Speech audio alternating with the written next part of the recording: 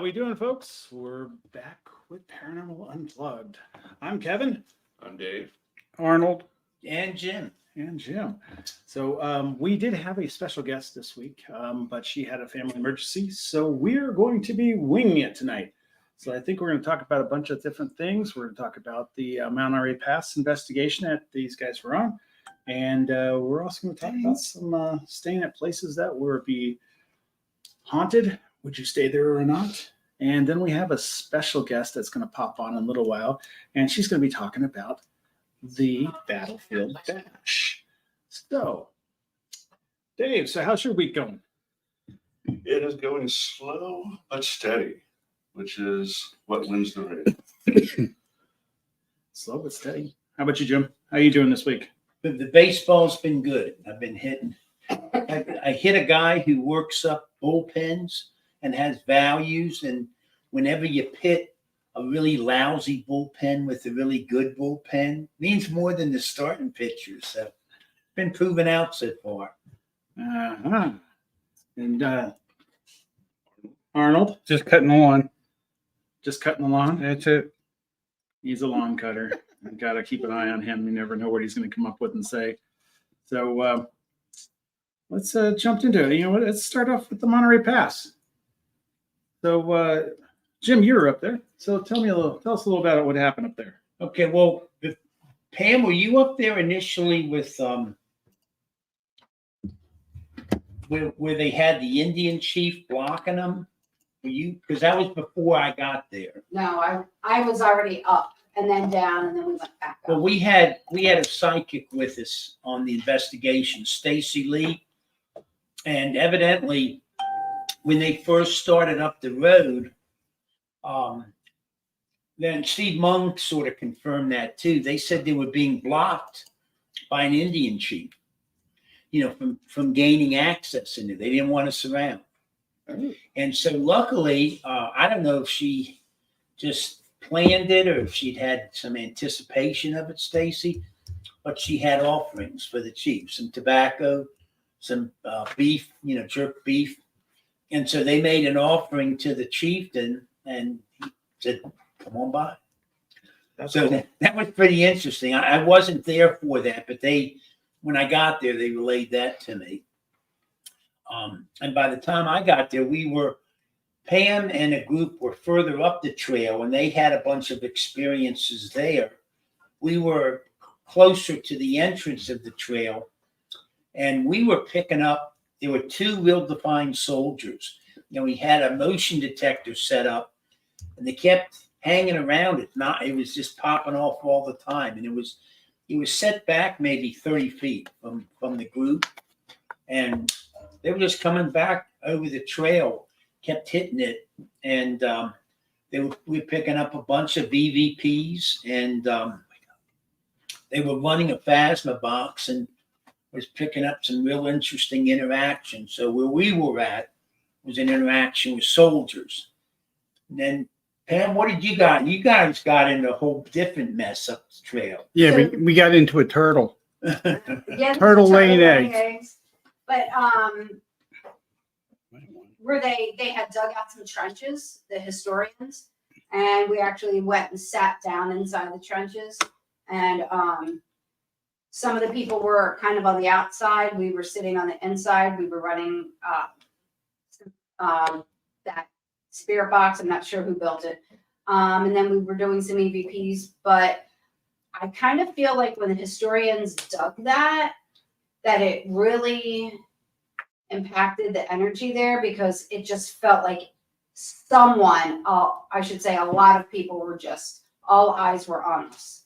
You know, what were we doing there? Why were we in the trenches? It just really amped up the activity there. Now, didn't the historian also say that some previous reenactors and stuff like that had quite a few different occasions where They saw a house, and they could see that there was a window in the house with a candle in the window, and there's no house there. right.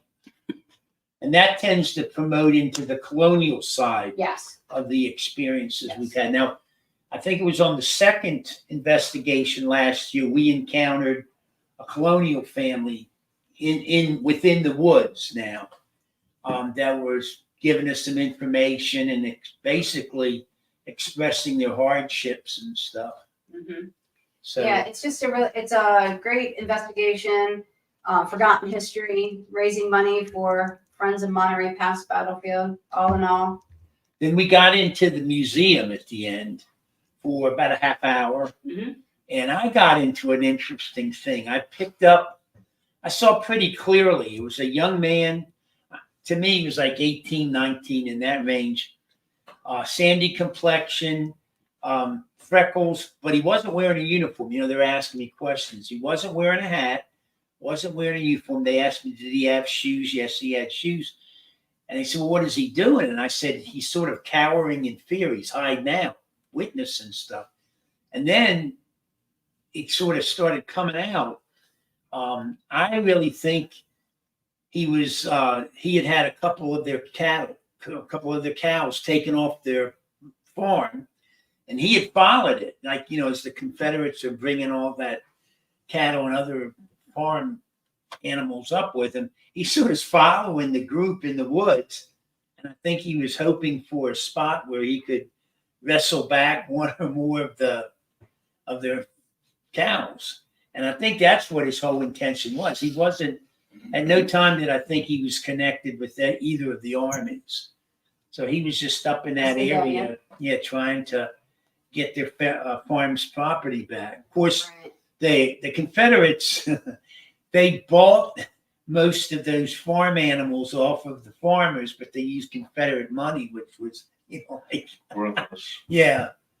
So, I know when you're getting about, you know, stuff like that happening up there, I know Steve Mung was talking about it because I asked him, I said, because he said, I told him when I was up there, I had a really weird feeling like I'm being watched. And I said, is there any type of, you know, the rock formations and stuff there? And he goes, well, there is a copper mine Yeah. up there. I said, well, because the battle was during a storm, a lightning storm, right? And I said, so you're going to have, the ground is going to be energized. So Absolutely. whatever happens there, if we're all going by what the paranormal field is stating, that energy is amplified by using, you know, your different type of, what is it, the pump, what is that called? EM pumps. EM pumps and stuff like that. So what do you think that would done of having lightning striking that ground, having that copper in that ground? What would that entail doing to that area to make it more? yeah, according to Steve, it's on your buddy's property. You know, DL's property. Oh, yeah, George. Yeah, it's on his property, the mine. It's still there. So he's been Yeah, copper wanting- mine in the back. Yeah. He's been wanting to try to get down there to it and see if, you know, next time Steve runs into DL, if he might be able to vest some permission for us to get back there on it just to check it out. Yeah, because that's amazing. I mean, because I know they're telling you about the building that appeared, that somebody said they saw a building. So I mean, if you have that much energy and you have that much copper in that ground, because I'm sure they didn't mine it completely out, you're going to have that kind of energy still built in that ground. That's going to actually be going someplace out there. So it's going to cause things to show up or give more energy to the area. If that's what the field is stating, you know, about EM puffs and everything else, electricity that's coming through, the power, lightning storms always make things happen. So, I mean, having that kind of energy in that ground has got to bring something back. And as you're walking up the trails, people collect the quartz that are laying Yeah, there's all over the place. pretty large pieces of quartz are Yeah. bedded practically everywhere. And then Pam, also in the museum, there's some period dresses, you know, actual, they're back to that area. And Pam was talking with a couple of the individuals about that dress and stuff and asking questions about it. And in between the two of them, I'm recording that. And I've got another lady's voice, not with them, discussing what they're discussing. It was great because they were professional seamstress Oh. that they make period clothing. Oh, So cool. they knew exactly what they were talking about. So So, yeah, but there was that was another voice there were three of them, two ladies and then Mhm. Pam, But in between the three of them, there was another lady with a much lower voice, a little raspiness to her. And she answered about 3 questions that Pam asked the girls that this lady was replying to. I got that EVP. Yeah, it's a great place for sure. So we're gonna have to get Jim to bring those EVPs over so we can actually play them. Yeah. So that everybody can hear what they Did sound you like. get them on the Tascam or did you? Yeah. You did? Yeah, I told you I found my Yeah. Tascam. So it's charged up and going. So Still yeah. hasn't found the mic though. Well, No, I have not found them mine. it's got to be there. You found the tasking. Yep. That sounds like you guys had a great time up there. I mean, that sounds it'd be neat. I still want to go back up there when it's like today. It's raining, so I mean, it's kind of hard to go up there with this. It's kind of slippery and Yeah, well, we can take, get any evening. We can meet Steve up there and run a couple hours. Generally, as long as they're not having one of their meetings, we can get up there any evening. Say, spend a couple hours just to see what we get. Mosquito spray. oh yeah, Oh no! Well, we can just even get in. The museum has been productive. Yeah. But even on the outside, on the little benches just in front, Yeah. we picked up a lot. We actually had one of Steve's speakers once moved about 6 inches and fell off the table. Yeah. You don't have to go all the way up in the woods. You don't really. It's pretty. but you won't be able to see your friend the turtle. That turtle's gone. Did you have turtle soup? No. Okay. I didn't even touch the turtle. I let it go. And where are they in terms of getting funds for the tollgate house? They have that Signed, but sign. I couldn't decipher it, so we'll have to ask them at the next meeting. But they're trying to raise funds to purchase another one of the tollgate houses for the turnpike that was here. Right. And that was right in the middle of the battle. So when they're able to obtain that, Steve was saying we should be able to get in that tollgate house. So they shot the cannons from up there, Yeah. from that house down Yep. at them. So Yeah, so that was a key component of the battle. And so at some point, we should have access to be able to put that in with the investigation there too. Pretty cool. I mean, most people don't realize that that's basically the 4th day of the Battle of Gettysburg. And Yes. that's the retreat. And I didn't know that until I was told. And it's kind of interesting to know all that because most people feel like, oh, Gettysburg, and that's it. That's all it was there. But there's more to it. And I think that area there was kind of interesting because you had all the wounded people coming back. And, like I was told that they had people that were like, just dropped me off. It's too much pain. And it was rain and thunder, lightning, and the roads were pretty much all messed up. So, I mean, For a beat up guy like me and a rollator, it's a challenge. Working those roads. yeah. So I can't Well, even, those roads were left original. That's no Yeah. one. They haven't touched those roads. I- They're exactly how they were when the wagons came down. I can't even begin to imagine what it would be like to be shot up, laying on a raw board and being tossed left and right, up and down. I mean, that's got to just drive you out of your mind, the pain. I just can't even imagine that. it's just amazing to have that kind of history in this. And then getting into the history, I was going through a couple books today and I didn't realize the stuff that was made in this town. Everybody had wood shop and stuff like that. The old clamps that rolled into the table, they were made here. I mean, it was just the stuff that's been generated in this town. It's got so much history. And it's neat learning what was made here and stuff like that and learning about the Monterey Pass and seeing all the different things that are happened in this area. Means most people, it's a small town. Nothing ever happened there. A lot of stuff happened here. I mean, I didn't realize they had a trolley car system downtown. I mean, the downtown's not that big and they had a trolley car system. Oh, yeah? Cars. I didn't know that. You never had trolley? Nope. You didn't think the tracks out of the main The street? reason here? why they stopped What doing the trolley cars is because they had an The accident. big Yeah. accident where there was a gentleman, I forgot his name. I just read it today. He died and there was like 10 of the people injured in that. So, I mean, gotta say that it's kind of interesting that, the town has that much history to it. And I guarantee there's a lot of people that don't know what history in the town. And Well, they, Dave's got an old house older than this. How old's your house? 1890. 1890 from here. How old's your house? well, ours were trying to get a date on it, and they're saying 1958, but we know it's older than that. We know it's way older. Sears house. It's it's like a Sears, Sears house. Sears Rolex house, yeah. So I mean, do you have anything happening in your house? Oh, absolutely. Yeah. Yeah, I don't think we were in the house a couple weeks. And it was me and my middle daughter were home. And my wife was somewhere with the other two. And she was upstairs in her room. And I was down in the living room putting together my desk. And I hear from the back area by the kitchen, I hear hello. And I'm thinking to myself, I have not introduced myself to any of my neighbors. Who the hell just walked into my house uninvited?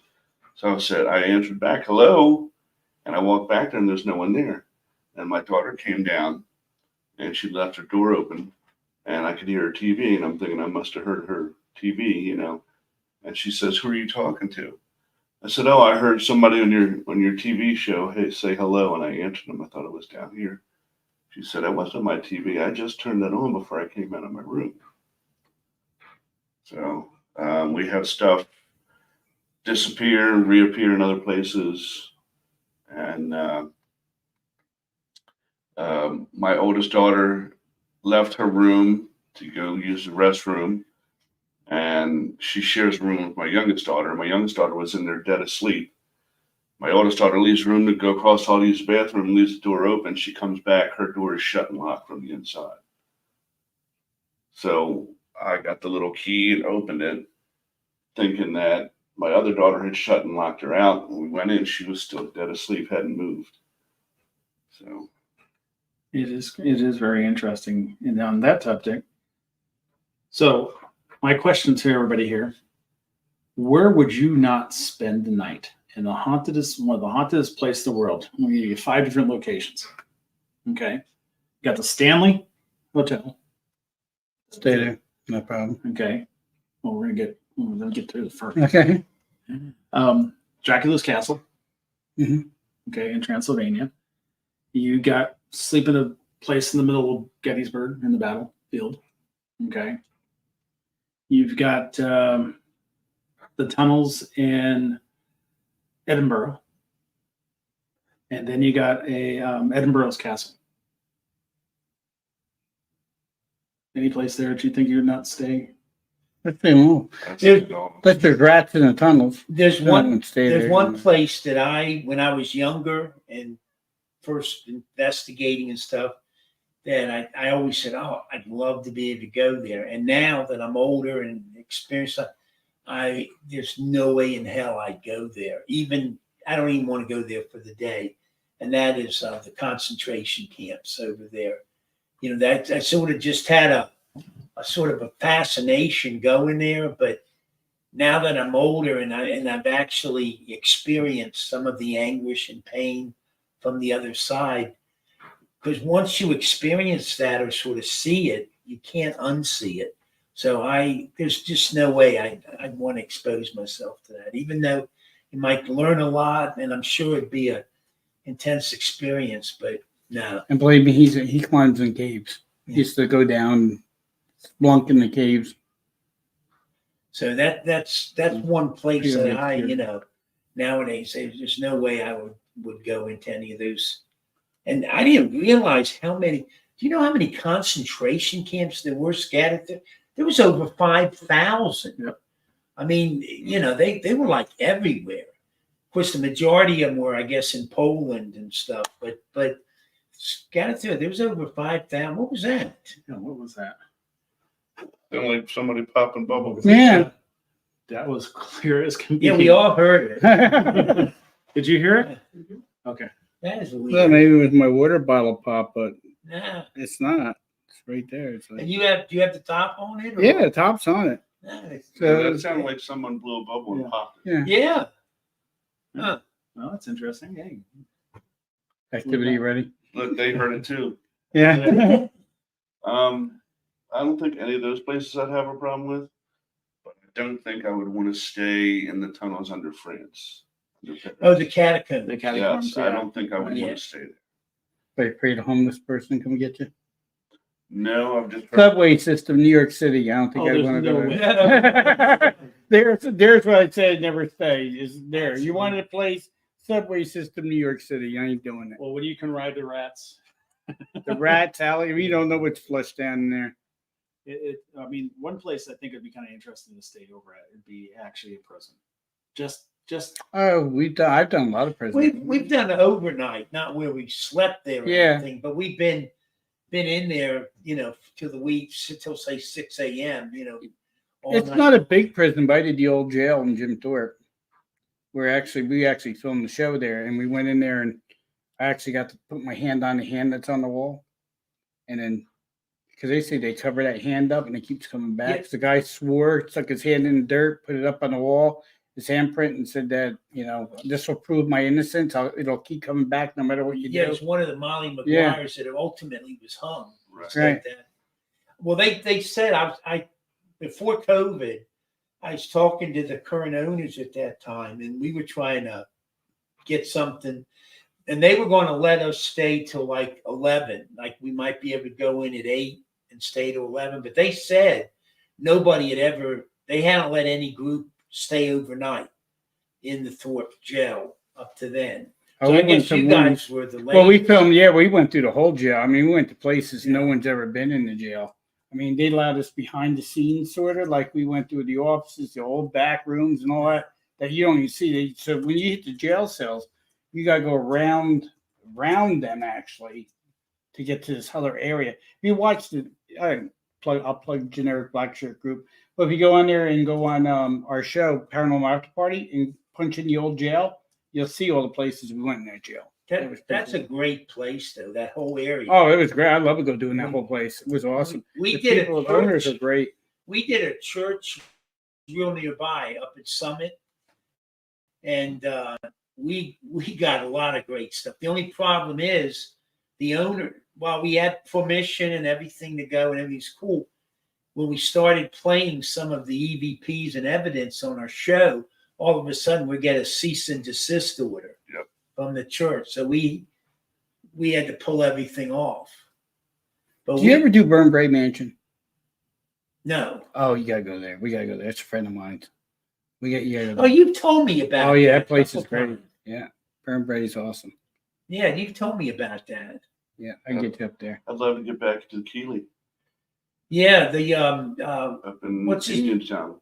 Adam Adam. Sedlock, who's used to do that paranormal Paranormal State. state. He used to work paranormal state. He at the time he owned it. I don't know if he still does, but that was something captured Dave there. That's the only place I've ever lost time.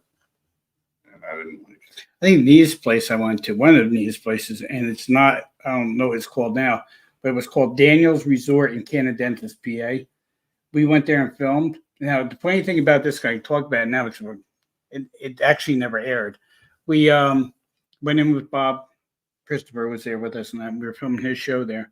And we went in there, and this was on Ghost Detectives, and we go through the whole restaurant. And the guy's like, well, the resort, and the guy says to us, people are getting scratched here, scaring my workers, blah, blah, blah. It's going on. Can you check the place out? So we go there and check it out.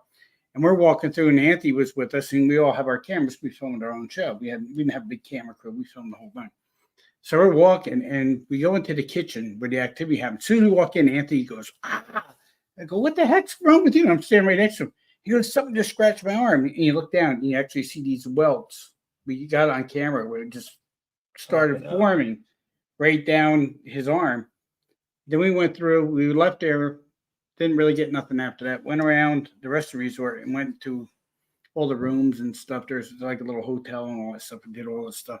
Got some EVPs and stuff. On the way out, we were walking out, and I had a guy filming me coming, Adam, and then someone behind me. Same spot as I went past that door. My back was like on fire. I'm like, ah, and they lift my shirt up, and there comes the welt right down my back. Yeah, but I got sick from that. I felt sickness from there. That Bob Christopher said, get outside now, get out of here. And I got out of there because I thought I was going to throw up and everything else. I never had that happen to me before where I got sick. I mean, I've got pushed, I've got scratched before I got that, but that was something that hurt really bad. I mean, it's like someone just took a knife in my back and just brought it right down. So Bob says to the guy at Daniel's Resort, the owner, he says, listen, he goes, we captured this. We captured the spot. We were talking, the guys got scratched on. The guy's like, don't air it. Why? He goes, people won't come here. Well, what did you have us come here for? We're trying to figure out who's here for you, you know? Yeah. So we never aired that episode. It really had a lot of good evidence in it too. Wow. And he had like I forget what they called. It was like sort of like a club room house, a separate house in the resort. But they called it some kind of club up there, and it was like a meeting house. I went in there and we got over the thing. It was funny, and Mike Curtis goes, "Hey, Scooby Doo here!" And came right over to the spirit box. Scooby Doo, awesome. So we had some good evidence, but we couldn't air it. It was I didn't want us to air it. I still think that time you and Pam were with Dave and I, we were all at the what you might call it in Gettysburg, the line cabin, Thaddeus Stevens, Mhm. and we were all in that back room. Remember that? It Yeah. comes out, Petty is dead. Yeah, Tom Petty Tom dead. Petty is dead. And then sure enough, he was dead. Remember, I was like, oh my God, don't say that. And he He had just died died. like an hour or so Yeah. earlier. Yeah, that came over. Yeah, that was really, and that was so clear. Then we had Thelma there. Thelma at Thaddeus Stevens, where she was on EVP Yeah. coughing. I got to find that recorder. I saved that recorder. I wouldn't tape on it no more. So I find where I put it. But she's in there and she goes, I said, who's here? And you're, it's like she had tuberculosis or something. And she goes, it's Thelma. And it was a little girl's voice. It was so sad. I hate that. When I get EVPs and I get a child come over, I don't like that. That's another thing that bothers me. Yeah. I just don't like that because I don't think they got a fair shake on her life. So, but I just don't like that. Bothers me. That place was a gold mine. I remember the very first time we got it. What that is? Yeah, we invited in Rob and Nikki, Right. and we were going to have a nice dinner. I was making dinner, and then we were going to investigate. Well, Jim's sitting in the dining room doing something on his laptop, and I don't know even why, but you had your Tascam recording the whole time. And I'm in the kitchen cooking this roast in the rotisserie like I do. And it just hit me, what if nothing happens? We've invited these people from out of town. They've come from another state, blah, blah, blah. So I said to Jim, what happens if we don't get anything tonight, if it's a dud? Jim's like, well, that happens sometimes. It is what it is, and you just keep trying. And okay. So I went back to cooking, and then Jim stopped his recording and was playing it back, and you hear our whole conversation. And after I say, what if it's a dud? And Jim says it is what it is. You just keep trying. You hear a woman's voice say, dinner smells great. Really? It's on like, here. we are golden. Yeah. Kyle, am I correct? Kyle's family owns the White Hill Mansion, right? Yep. Yeah, I thought so. I have never been up there yet. I want to get up there. He's invited me up there. I want to get up there because I want to check that place. I've heard so much about it, but I've never got time to get up there yet. But I want to get up there and do it. So Kyle, I will hook up with you probably at the bash. We'll talk about it. I want to get up there and check that place out. I've heard so much about it. I just never can get up there. I got to see my grandchild that was born 8 months ago finally yesterday. So that's where I'm at, Kyle. It's nothing against your establishment. Just can't get up there. I've been trying to get there. But yeah, I heard so much about that place too. So There's so many places on the East Coast St. Albans. that it'd be amazing to go to. Mhm. Yeah. St. Albans is No one's awesome. ever everyone I know who's ever done. You ever been there? Oh yeah. It's had a productive. I love that I've never place. been. Oh my God, you gotta go there. I went there with Sninsky and no, it wasn't Sninsky in the show. It was Rick Savage went, right? Rick went with us. Was Sninsky with us? Yeah, I think he was, right? Yeah. We went there and went through there. I'll tell you what, he's the funniest person to go with, Sninsky. We were in Boyertown. He farts. He drinks protein shakes, so it's like anyone drinks protein shakes, watch out. Right. But we were in Boyertown, and what were we doing? What's the name of that place? The Twin Turret. No, not Twin Turrets. The bar, Durango's. Durango. We're doing Durango's. We're down in the basement of Durango's, and Durango's has these pipes, steel pipes going across for the plumbing though. and it's pitch black down there. And Snitsky's following behind me. Now, he's like almost 7 foot tall, right? So we're walking, and all of a sudden, I hear ding on the front of his head. He smacked his head so hard. He's like, Jesus Christ. And then he ducks under it, and he goes again about another 2 feet. Wham again. He hits another man. bike. See, I laughed so hard. down. I laughed so Not hard. my We fault. talk about this all the time. If he's watching, he may be. You never know. He'll come on and be his. Well, that's a Dave. Well, we were at. It was like the second time we were at the Bel Air house, and something in the basement did not like. Dave. Yeah. You were attached to. And- Didn't you? Well, it was when she first moved into that place, the worker that she had working for her, fixing up the house, he looked just like me. Like we could have passed for twins. Yeah. And whenever he worked in the basement, it attacked him. Mhm. So my guess is it saw me, thought I was him, and came after. Yeah, Kristen showed us a picture, and there was a strong similarity, but it didn't. So the one time they deliberately set him up, put him down in the basement. We had We've the got phone the pod cameras going, on. and we had So you're DVR cameras. He's bait. He's bait. Uh-huh. And And it put its hands in my armpit and just lifted. My head went right up But- the ductwork. but tell him before that, he's looking at one of the gauges, and it goes 666, and he goes, "Uh-oh," and I then said, "Oh, shit." it rams his head up into the ceiling. Yep. It lifted you. Yeah, but it was funny because he's looking over at this gauge, and and he goes, "Uh-oh, this Oh, isn't shit. good, 666." Well, that's what The happened. temperature was 66.6. Yeah. Oh, There's a town up by Milford, PA. It's called was it Greentown? No, it's not Greentown. What is it? Back at the town. God, it's been a while since I've been up there. But anyway, it's between Hawley and in Milford, and my friends live there, and they have a farmhouse, and that farmhouse was my place where I got all the best EVPs. Is that the one with the TV set? Right, the TV. I had the kid Yeah. in the TV and Yeah. all that. Yeah, and that was like my scientific area to go study paranormal. I went there by myself every day. So I went there, and they give me the house, and I was actually called there to check their house out because her husband was accusing her of having an affair. So she goes, "Can you come check the house out?" Because he's saying he hears voices, he's putting recorders all around the house. He hears this guy's voice, hears me talk, then hears him talk. And what's this guy doing at the house while he's at work? I said, "I'll come over, but I'm only coming over when your husband's there. I'm not going over now."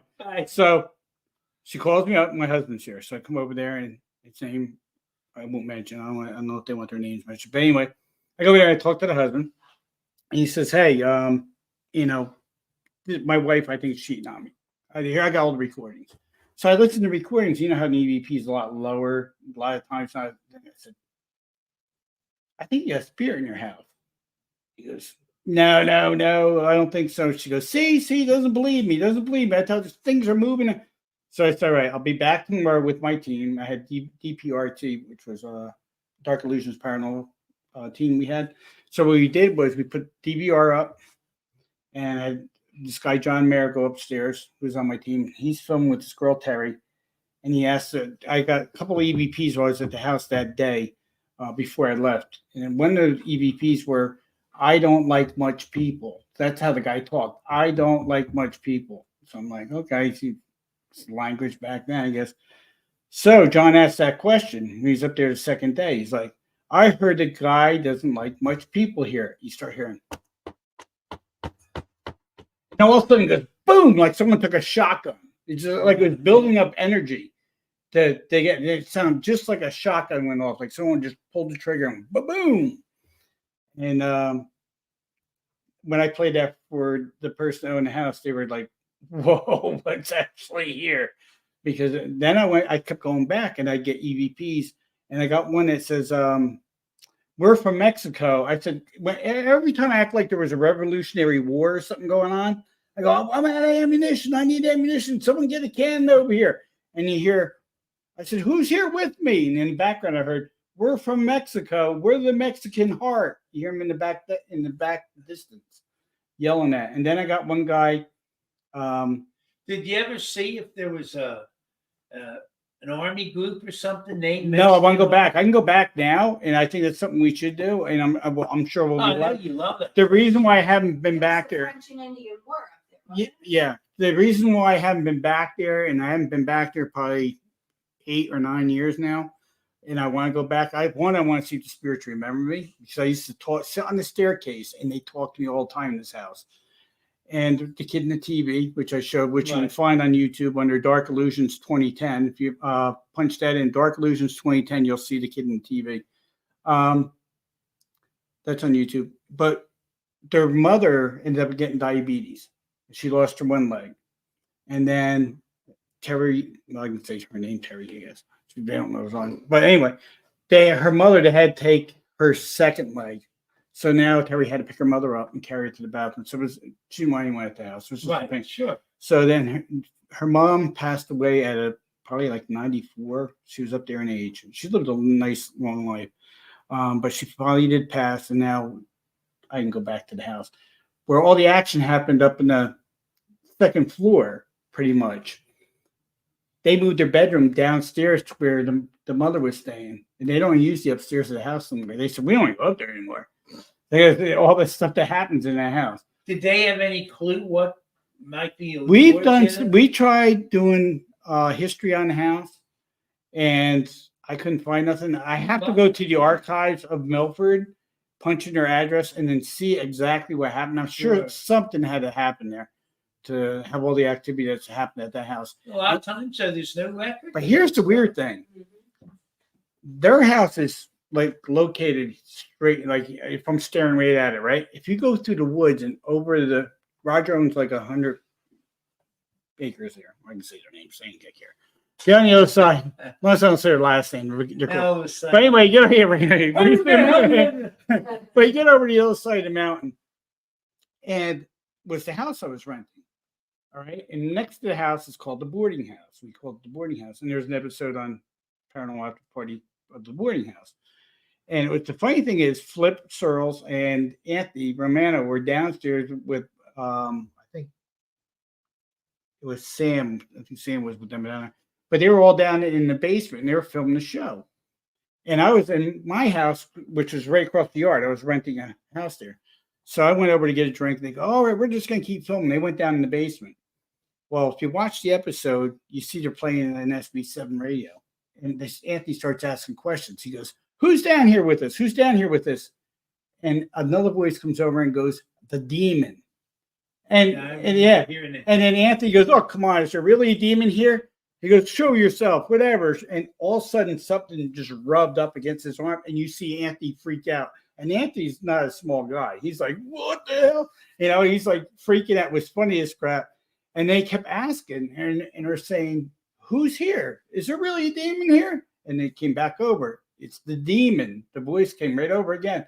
And then it goes, the demon, whatever it was, came over and says, if you keep this up, I will F you, and all this stuff it was saying right over. It's on the episode. You can hear it, what he says right over. We left it on the episode.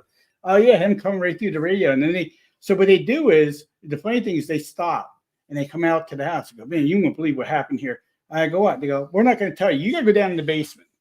I'm like, okay. So I'm in the basement, and they leave me down there by myself with a recorder. They want to see if this thing attacks me after they antagonized it. You know, I'm like, yeah, right. But nothing happened to me. They couldn't believe it. I come out. I said, what's the matter? There's nothing down here. I'm not getting even EVP. They're like, really? Yeah. Until I saw the footage later, and I said, you son of a bees, you put me down there after you antagonized this thing. I was like, but yeah, those are some great spots I want to get back to. Awesome play. I love going to see, everyone goes to like Trans-Allegheny, Waverly, all these big places, Eastern State, Moundsville. They're all great places. Don't get me wrong. They're really, because I enjoyed every one of them I've been to. Eastern State, I've never been to. Generally, most people are disappointed with Eastern State. I'd rather go to a place that no one's done before.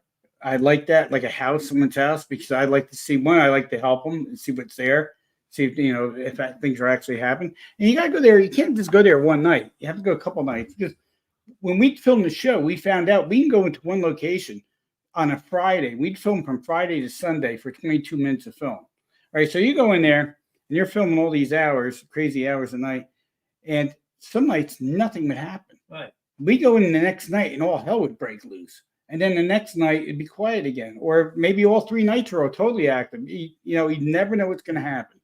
So that doesn't mean it's not haunted. And I tell you what, we did places and nothing happened. So we never said, hey, it's not haunted, but just nothing happened.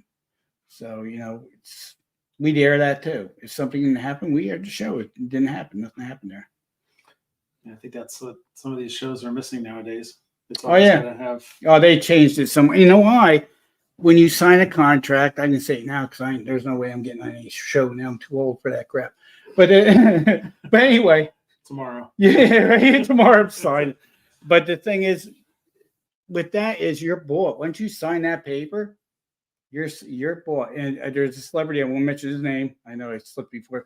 But the thing is, I sat with this guy for a while, and he was on one of the top shows, and he told me, he goes, don't wish to be on TV. I said, why? He goes, one, you work all the hours, and they don't care. So if you're on the set for 10 hours, they go, break. Oh, no, you can't break. All the union workers break. They bring new union workers into film, but you got to keep going. And not only that, what they do to you is also, they feed you well. He told me that. You get fed well. They pay for your transportation, all that stuff. But when they pay for your transportation and your flight's delayed, you better get there. And where they're filming, they don't care if you have to take a train, rent a car. That's on you now. So you got to do that. That's what I heard they were doing back then. I don't know what they're doing now, but that's what they were doing back then. So don't be careful what you wish for. All these people think, I'm going to be the next Jason Hawes. I'm going to be the next, Zach Bagans. I want the money. I'm going to be so. Plus, It takes a lot to get there. From the Ghost of Shepherdstown, all that shit, they own it all. So, Mhm. I mean, they have full discretion. The underwriting company. Well, so does Ghost Hunters. Yeah, and so Smart move. they had a lot of really neat stuff that they would have liked to have shown. For whatever reason, maybe it wasn't tantalizing enough. And Project Fear too. They own their stuff, and that's the smartest way you can go. You own it. The production company don't own it. Right. So that's a really smart move on all those guys that do that stuff. So Well, kudos to you. I mean, everything's moving off the TV now. This is going straight to YouTube. It is. Well, everything's going off of production and going to AI. Yeah. So you know what they can do now? They can make characters right now they can make a whole haunted show, a whole investigation like Ghost Adventures, and just put different actors in. But all they need is 5 seconds of your voice, and they can make you say anything. Yeah. They can make a character sound just like you, and you would know the difference. And it's crazy to see this stuff. Yeah, I mean, it is sad seeing everything going that way. Because I mean, you can tell with AI. You can tell usually when they make some AI stuff, the heads move a certain way. They start repeating the movements and stuff. You sit there and watch it, you can see it happening, and it's not enjoyable. And how the evidence, if it was a show and you couldn't tell, is it real? Yeah. Honestly, because they put in AI, they can put anything in there. Are we actually here? Yeah, I don't know. You can make yourselves invisible right now. Yeah, we could. This is true. To show you how big AI is, they just had that NVIDIA chip maker, which is the main, chip with generating all that. Just did a 10-for-1 stock split and became the first, $3 trillion company in the world. It's now way bigger than. Do you have any of it? No. NVIDIA's always been. I know. Believe me, if I had put 10,000 in NVIDIA 10 years ago, forget it. I'd be on a yacht somewhere. You wouldn't be here. Oh Lordy! You'd be like, who? What? But I mean, what do you want me to do? It's amazing the money driving all that stuff. It's just staggering. I remember when the NVIDIA first started out with their chips, it was nothing. It's like, oh, it's not going to be IBM. Yeah, It sure did. If you didn't do paranormal, what would you want to do if you weren't doing paranormal? Besides, would you go to cryptids, UFO, or anything like that? What?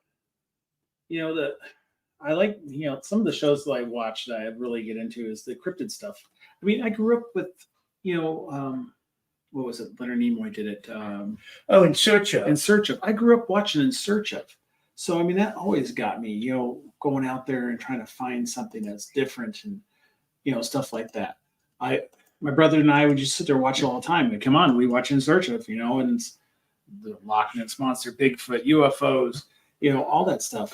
Who was the girl that dropped the camera stuff off here, Pam? What was her boyfriend's name? Jason? Michael. Michael and I were up there after we saw the turtle on the trail of Monterey Pass.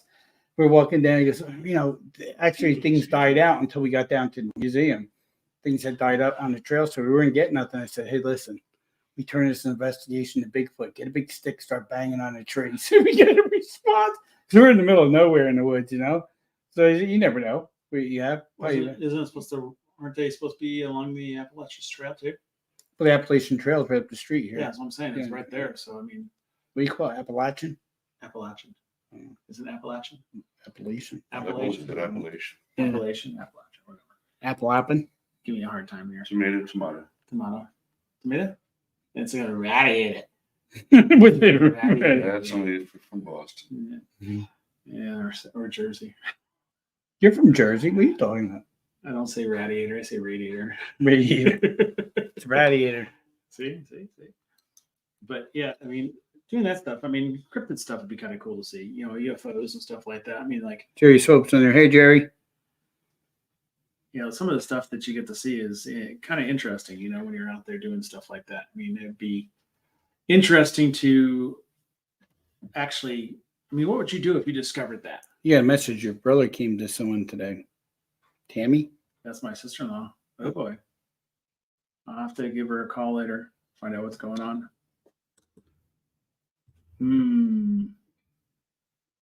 Yeah, have to look into that stuff. I mean, that'd be kind of cool. I mean, what would you done if you actually were out in the middle of nowhere and all of a sudden you came across Bigfoot? What would you I wasn't worried about Monterey Pass with Bigfoot. I was worried that bear would come down the path. I mean, we're out there with flashlights. We're going to hit him with a K2 meter. I mean, honestly, You know what they say? you can't outrun a bear You anyway. just outrun somebody that's slower That's than you. it. That's it. Yeah. you I only said- had to outrun Jim. That was good. That was good. Huh? Jim had that roll later. Too hard. Jim had that roll later, so He'd be like, get away. you know, I had to beat Jim down the mountain. He'd be like, damn you. Sorry, Jim, but you know how it is. What they say, yeah. I mean, They Hit him with just got the a bear flashlight. up at Camp Hill the other day. It was up in a tree right downtown, and they had a tarp, and they had it. Tranquilize it. Yeah, had it Yeah. well out. It was okay, They got it. that's crazy though. I mean, well, there's so much wildlife in the area. You go into Poconos, you get some big bear up there. Pam knows. So I was renting a place there. They thought, what was it, Danny at the time? Thought it was going to come through the window. Just walk around the house. Maybe I was like, close those Yeah, windows. just close the windows. Think it could come right into the house. I had a bunch of them up there in the park. They used to come over all the time, the bears. Wow. Big black bears. How many bears are around this area here? Right up on Bear Mountain, right up towards Blue Ridge. Uh-huh. Read the sign. Bear Camp Road, and what do they call that road? Bear Mountain Road. Bear Mountain Road. Something like that. Yeah, it's called because there's all bear up there. Supposedly, I don't know. I haven't seen one. I haven't went up there. I haven't seen anyone get hit by anything hit a bear. I've seen a lot of deer get hit. Oh, yeah. But I haven't seen a bear. I haven't seen a bear anywhere here. The bears. The bears. But you go in Poconos, you see them all the time. Oh yeah. They're all over the place. I mean, come on, look at Jersey Paranormal. They're at the mine, and Chris almost got Don't get me on the mines because I love the mines. Chris almost got attacked by a bear that one night. I'll tell you right now, That place is amazing. that place I love that place. They know it.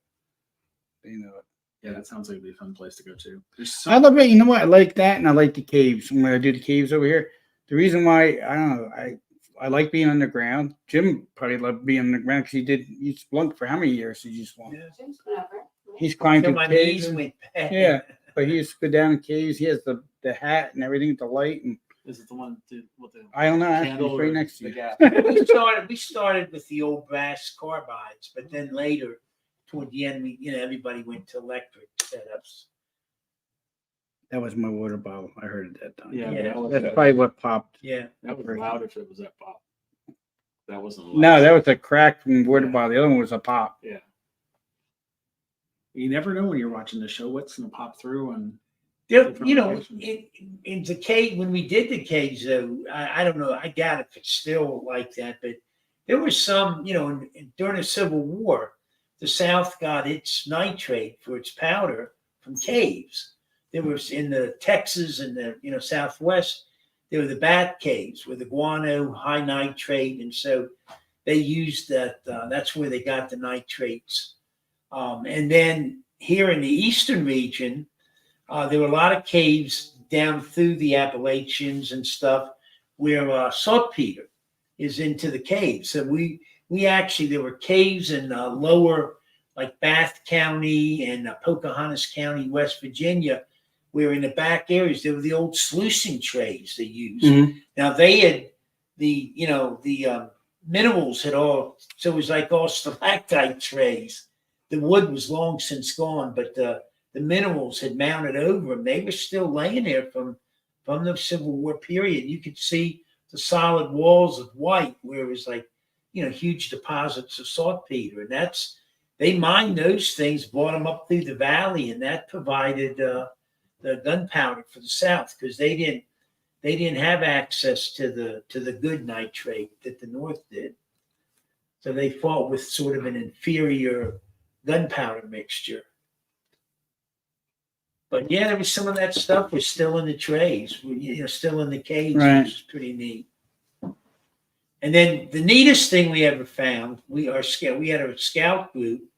We were in this Hamilton cave, West Virginia, and one of the kids found it was a large bone. You could tell it was an animal bone. It was fused into the rock wall, and then there were other bones stemming from it. And of course, we couldn't identify what the hell it was, but we reported that to, you know, professional organizations. Ultimately, it got back to National Geographic. Turned out it was the first saber-toothed tiger found east of the Mississippi. They closed the cave down for about 2 years and extracted it. And from what we had heard, they got a full skeletal, you know, full saber-toothed tiger skeleton out of that. And the kids in our troop got credited for the find, you know, which was sort of neat. that's cool. And that's where the fortune, you know, I don't know who would buy it, but I mean, Andrew Darling. yeah. you pay about $5,000, $10,000 for a saber-toothed tiger tooth. Yeah. I mean, well, when we're talking to Ann, Which reminds us that that's what he's bringing to the bash is a saber tiger it's a mold. it's a bust. It's a bust of It's a mold. bust of a mold from a mold that actually found at the Berea tar pits. Wow. And Dave's got that friend. You have a friend who has, That's what we're talking about. Andrew. okay, yeah. Yeah. Yeah, that's amazing. I started following him on TikTok and stuff, and some of the things he'd have, I'm sitting there going, "Oh my god, those are neat!" Just to be able to go out there to do what he does and see it being done and see it coming out of the ground is amazing in itself. It's like, you know, when you have a paranormal experience, it's the same thing, same kind of thing. You have something that nobody's seen in, you know, years, decades, or whatever. You know. Well, they just discovered a new dinosaur. Not real impressive, probably the smallest dinosaur. Full size is about the size of a cow. So that's a rather recent find. So, you know, it's still evolving. They said dinosaurs are still living in the Amazon. Yeah. I think this one they had pegged They did on like Facebook 20 the other million years ago. Oh, wow. No. But don't you buy? That there are still dinosaurs alive in the Amazon. There's pygmies in the Amazon that are eating dinosaurs. There's alligators. There's snakes. There's lizards. Those are all considered. You been over in the Amazon? No, I'm just going by what I see. I'm okay with not going to the Amazon. No, I've seen too many cannibal movies. That's what I was saying. Besides, look what happened to Joe Biden's brother. As his uncle. Him too. Yeah, it was his uncle. Oh, the things that we come across. So it's kind of interesting to see the different things that pop up when you talk about the cryptics and the Amazon and stuff like that. I mean, it's just so much stuff around the world that things are happening, and there got to be something out there. There's got to be some truth to the stuff that's out there because there's too many people watching it and seeing it happen. Right. So I mean, it's kind of interesting when somebody turns around and walks up, it's not real, it's not real, it's not real. Have you ever experienced it? No. And that's the problem. But there's been thousands and thousands of people that have experienced stuff over decades and decades. I mean, there's always been something about, there's always that story, so-and-so and track, and this whole town, this train came through and it got obliterated itself. It crashed into a building and stuff like that. And 100 years from then, you can hear that train whistle going down the track.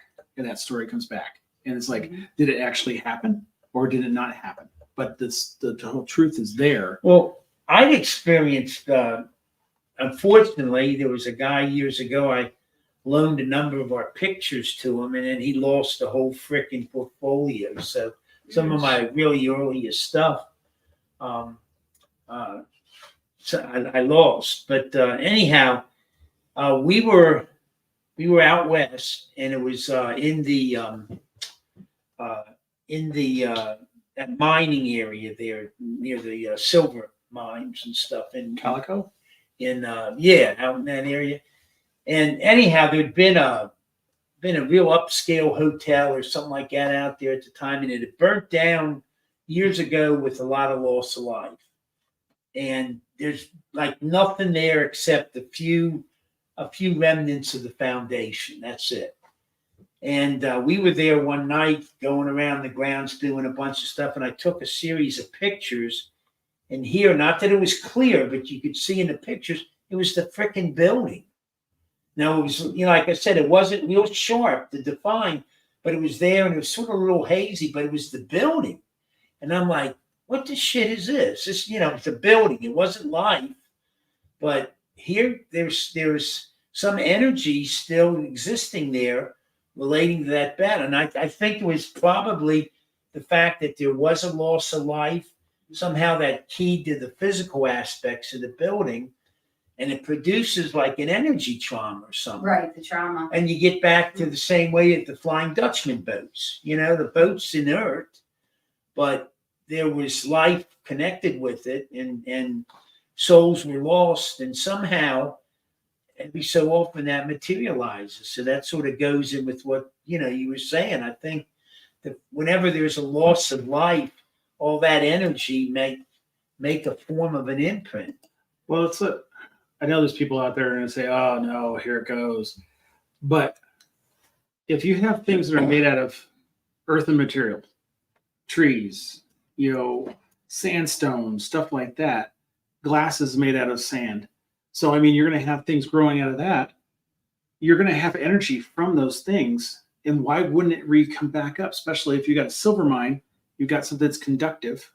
You got a copper mine, you got conductive. So why wouldn't the energy be there?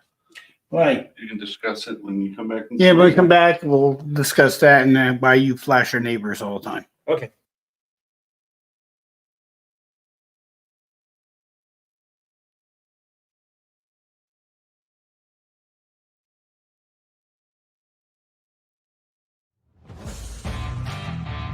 Urban Edge, a distinctive edge your tattoo needs.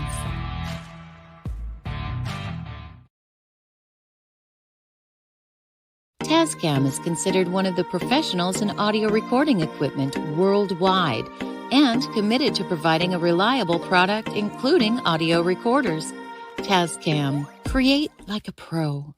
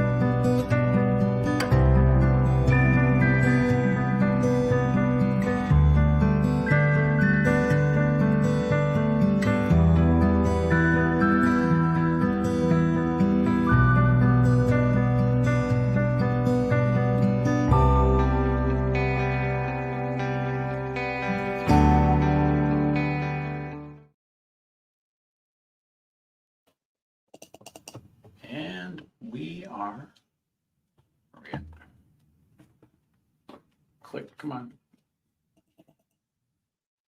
Sorry, guys, technical difficulty here. Just trying to get things up and running.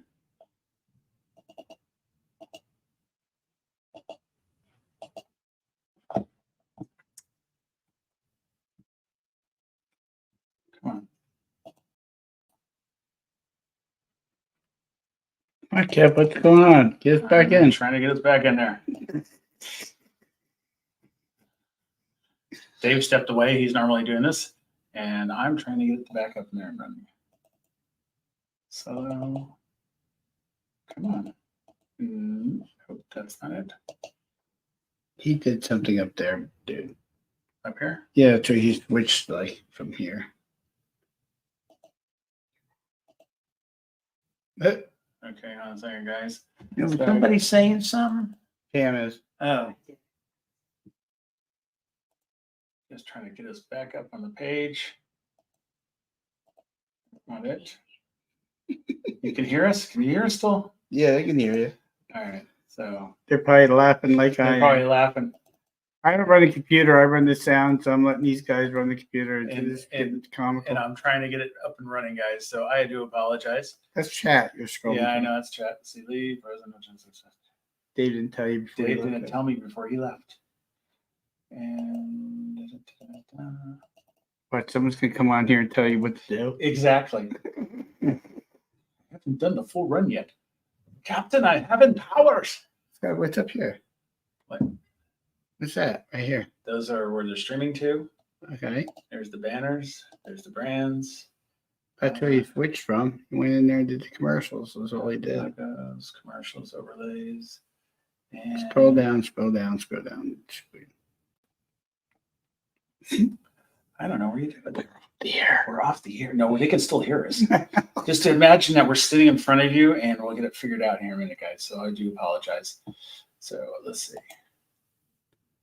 And that's that. I'll do that. We want to bring this up on the screen. Yeah, I'll play some.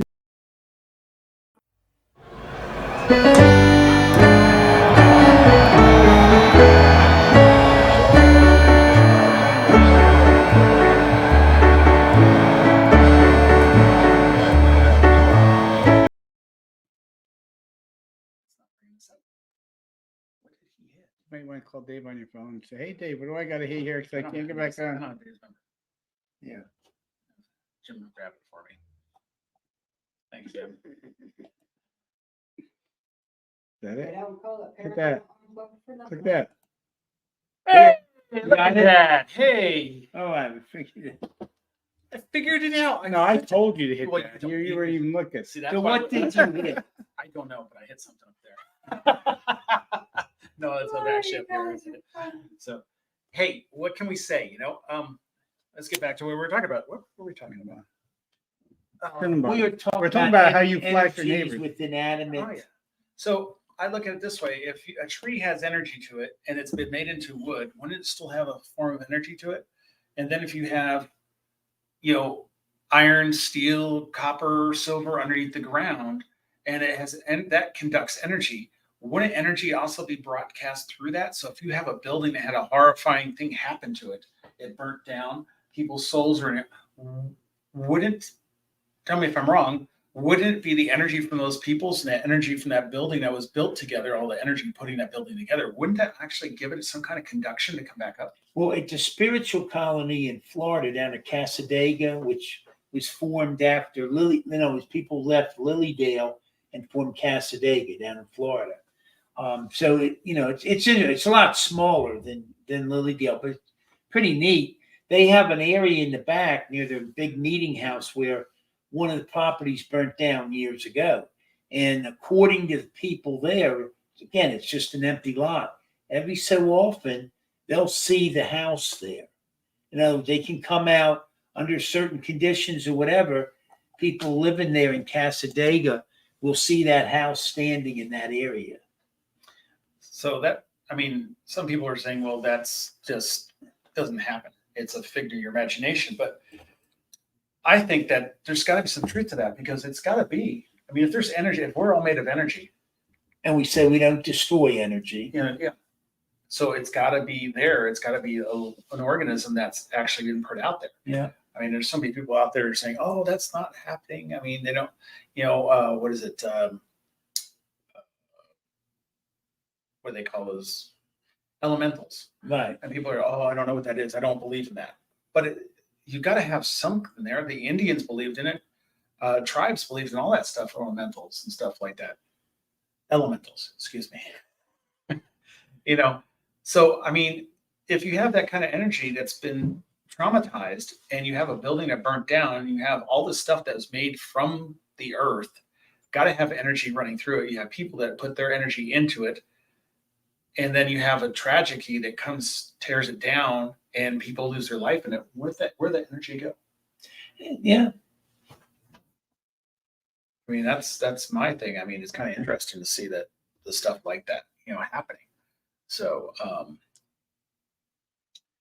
but also we wanted to get in here and get Pam jump in here. She's got some information we need to get out there because I think it's going to be really interesting what she has to say. So, Pam, and Steve's got Just the speak loud enough, I'll pick you Yeah. up. got the Battlefield Bash going on, I and just wanted to remind everybody about the VIP dinner. So I'm going to be putting another person up that we're going to be having dinner with right now. We have Dave Schrader, we have Johnny Zaffis, and we have the Searchers. They will be having dinner with us, dinner, cocktails, and dancing. So the menu for the VIP party is assorted cheese tray, fruit kebabs, veggie tray, grilled cheese, and tomato soup shooters. It's like appetizers, right? Yes. Tossed greens and dressing, antipasta salad, chicken parmesan, baked ziti, Italian sausage, peppers and onions, vegetarian lasagna, Italian vegetable blend, garlic bread, tiramisu, coffee, tea, decaf, and iced teas, and a cash bar. But all of the food for $85 per person. It's going to be Friday, July 26th at the Bash from 7 to 9:30 in the Aspire Ballroom. So we do have some tickets left for that.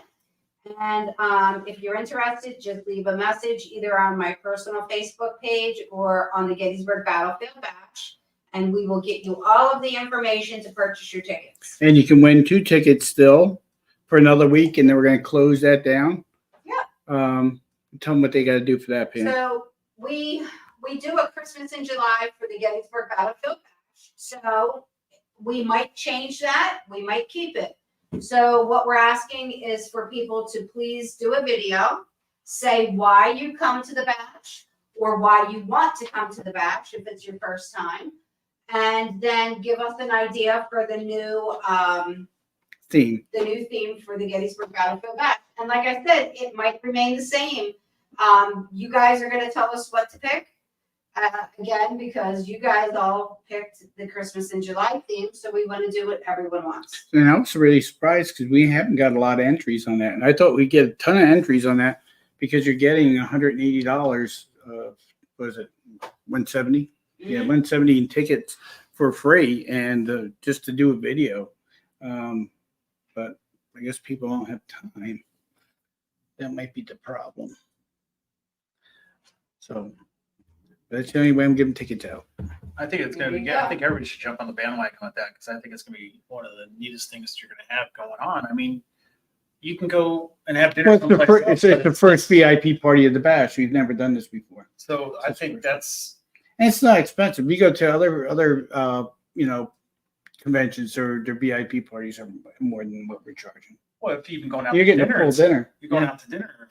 You're getting a full dinner, everything. I mean, appetizer, full dinner.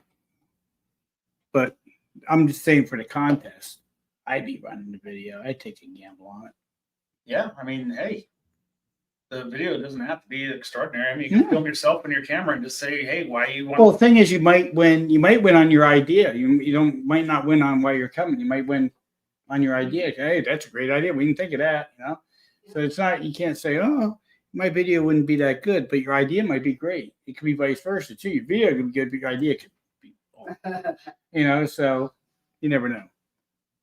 Why not take the chance? Yep. And what you do is you send those videos to Pam or I in a private message on our Facebook, and then we take them, and then we will post those videos up on Facebook and let the people judge. It's a win-win situation, guys. I mean, I think it's great. The bash is for. It's for the vets. Yep. Let's make sure you stand behind them and let's get things moving with this. I think this year I've seen some of the stuff that's going to be happening. I was privileged to see some of the stuff that's going to be happening, and I think it's going to be neat. I've only been to one bash, and that was last year. And I'll tell you what, it is just amazing the stuff they're having this year. I mean, it's just mind-blowing what Pam and Steve have gone through to get this thing up to what it is. And if you've never been, I think it's something you should make a trip to get out here to do. I mean, it's a neat location. There's so much stuff to do, and you just don't know what to say about it. And the first couple days are the best because you just see some people you haven't seen, say, for a while, and it's a sort of like a reunion party and stuff. It And is. it's just nice. It's just really sort of reacquaint with one another for these first couple days, and you turn around and it's gone. Yeah, it's done, right? Yeah, exactly. It's over. Gone. You don't believe when you're running it too. It's like get up, get everyone in, get the vendors in, and then get everything else that you have to get set up. Now this year it's 5 times the work. So you have, because you have 2 buildings, not one building. You have 2 buildings to run and an outside. So you have bonfires that got to be done. You have fireworks going off. You got the Batmobile outside. We're going to throw You any got the- effigies in the You got the bonfire. escape trailer outside. You got the escape trailer outside. You got all I'll that. bring one in mine. So yeah, all this stuff. We got to watch Ah, Jim. He's neat. I'll bring. I have a person in mind. I'll bring an effigy. If we see Jim running around the campfire, dancing in the nude, Uh, just ignore him. Okay. Yeah, so there's a lot of work, a lot of lights going up, the inflatables and you got the wrecking ball. you have mechanical fireworks ball. too, didn't you? Yeah. this year? Yeah. Yeah, When mechanical. are the fireworks? Saturday or? Joe Natalini's setting them off. Yeah, we have to get with Joe and see what the good time is. We're just gonna probably be Saturday. Your VIP's Friday, you That's said. right? Friday. Yeah. Yeah. So probably be better Saturday. Yeah. And Pam, do you have any tickets for them that are going to come to be able to do the investigation still? There's still stuff for We that? have walk-ins for Thursday available. So Yeah, so the Hoffman Mansion is pretty much sold out except for Yeah. Thursday. We just really wanted to give people an opportunity to, and I know Thursday it's before the bash, but the tickets just sold out.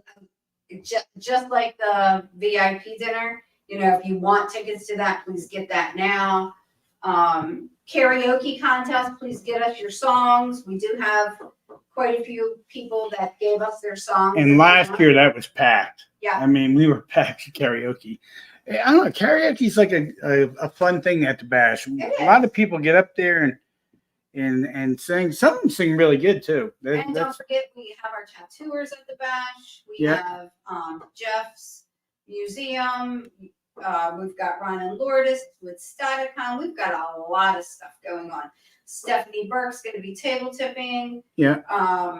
Lots of people doing their lectures, round tables. Jim and Dave are on one of the paranormal round table. So we've got lots of stuff happening. Good luck finding me. the, It's gonna be all over table the tipping, place. that's going to be quite interesting. Wasn't that ground also a field hospital during? Yeah, Yeah, it sure it was. was. That's going to be quite interesting to see. And we'll have impromptu things happening, between friends. Some people are gonna have their podcasts going. We have Radio a stations there. station playing. So we've got lots of good stuff. Yeah, isn't Monterey Pass's thing going to be represented? Yeah, they're gonna I be hope up so, there, yeah. most likely, yeah. because we have pretty good internet there. We're gonna probably be up and running. In all reality, it's too much to even see. You just got to sort of pick and choose. Yeah, because there's gonna be What some you things that wanna you're gonna be like Yeah. there'll be the wrecking ball contest, there'll be the mechanical bull contest, but there might be someone speaking and Right. people might be in that speech and say, I missed it. So if you're Right. new to it, I really suggest going through the program when you get there and sort Yeah. of see if there's somebody you definitely want to hear or Yeah. witness or whatever. Just plan your day out. Otherwise, you're going to wind up missing a lot. Right. Yeah, and we're gonna have big whiteboards where it says, tattoos this way. Good. Yeah, you won't get Not that lost. way. You won't get lost. If Yeah. you've never been there, you won't get lost. I'll have signage all through there. Look for people with the badge on that says volunteers. They'll point Yeah, you in the right just direction. Ask them. They have these big lanyards on, say volunteer. So just say, hey, where do I go for this? And they'll tell you right where to go. And Pam and Steve are gonna be like vapor. They're just gonna be all over the place. So if you see a trail, it's probably Pam Well, and Steve running one way. Our main thing is one is to get in and thank everyone that's come. So we thank all the vendors that come, and I never get a chance 90% of the time at the bash to go thank No. everyone. And please remember Because to I'm stop always by outside. PA Wounded Warriors table and meet the representative behind the table. So it's really hard when you're running, and especially something with two hotels now, two ballrooms are going, and you got event going outside and one inside, and you got to jog back and forth. It's gonna be a lot. It's gonna be a lot to do. But we're ready for the task. We got a good plan. I think the volunteers we got, I think it's just gonna pull off nice. We've never had a problem. It is a new venue. It isn't a lot of space to cover, but we got a lot more volunteers this year that jumped in and said, hey, listen, I want to help out. Believe me, we need it, and we're very thankful for that. So because it drains you. You start Friday, by Sunday you're dead in the water, and you got to pack everything back up. So you take all the lights down, everything's got to come down, and then you got to go home and then unload it on top of it out of the trailer. So it's never. And your legs Monday don't want to move. I'm telling you, you get up Monday morning, you don't want to move, and that's just the Wyndham. I can imagine what it's going to be in the Eisenhower and the Aspire, because you got all these hallways to walk through, and these, It's a maze. it's a maze to go through that. Yeah, to get from one section to the other section.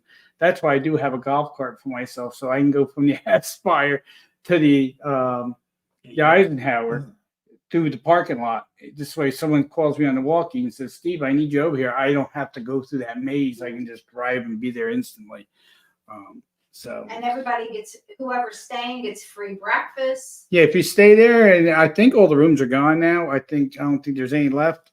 I think they finally all emptied out. So But both hotels. we do have the Brick House. Yeah, we have the Brick House in Gettysburg. They're giving giving. a discount. Yeah. So please get a hold of Brick House if you did not get your reservation for The Eisenhower, Aspire, Yeah. go, contact the Brick House in Gettysburg. They're giving a deal on that. Have these guys come there. maybe we'll get Lance on your. Yeah, maybe we'll get Lance on here, have him call in or something like that, and we'll get him Maybe on. next He week. could explain. The Brick House is cool too, because if you're in the Brick House, it's a good place to investigate too while you're spending the night there. That's.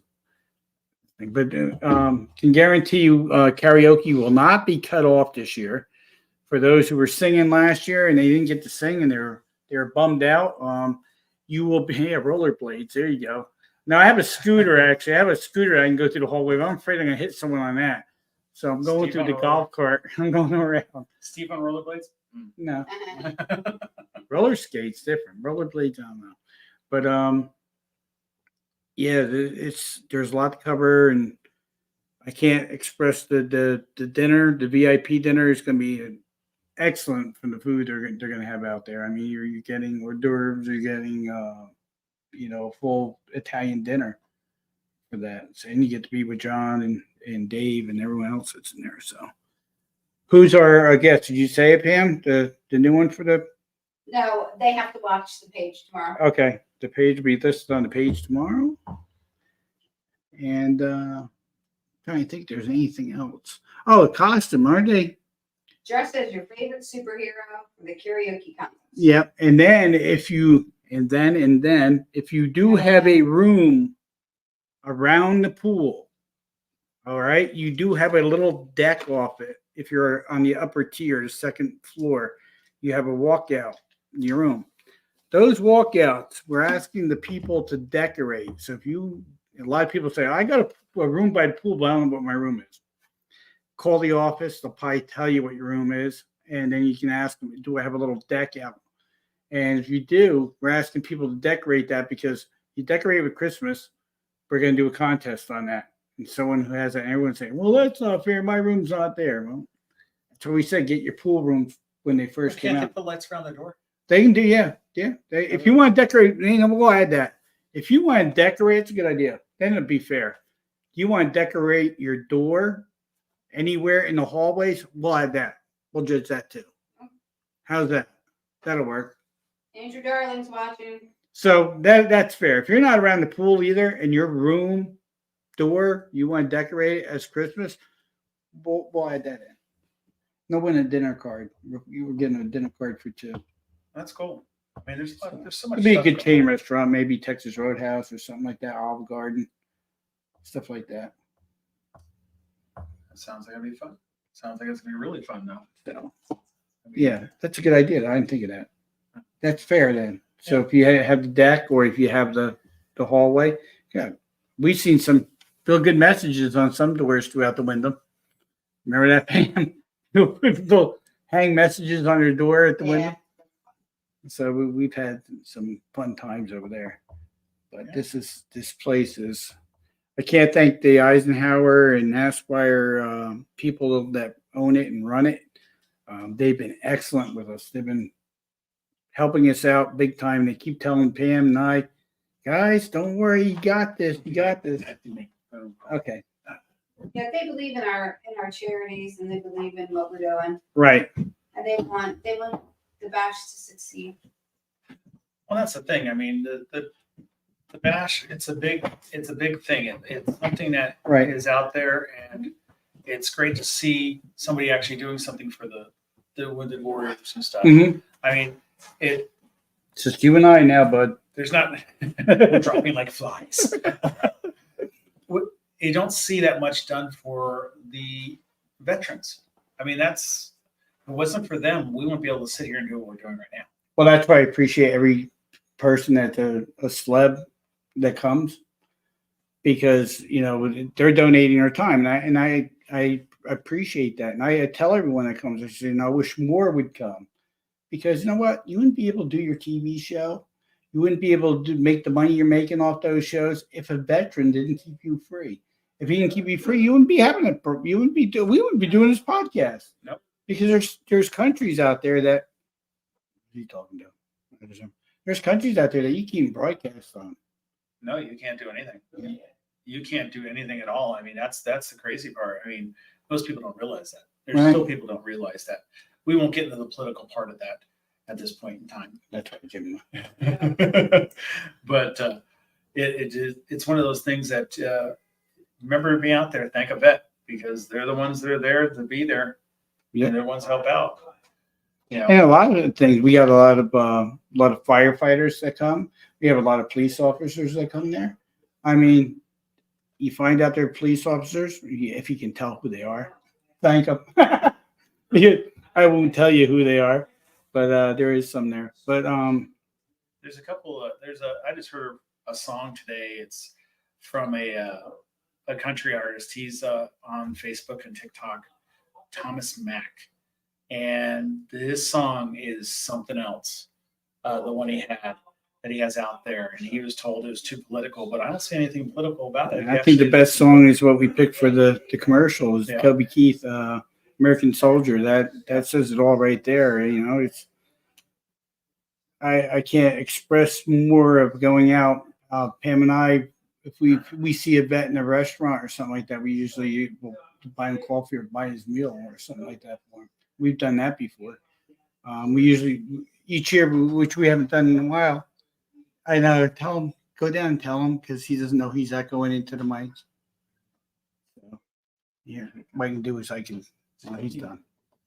But yeah, I mean, it's amazing. I mean, if you do something for the vets, and that's the number one Right. that should be taken care of in this country.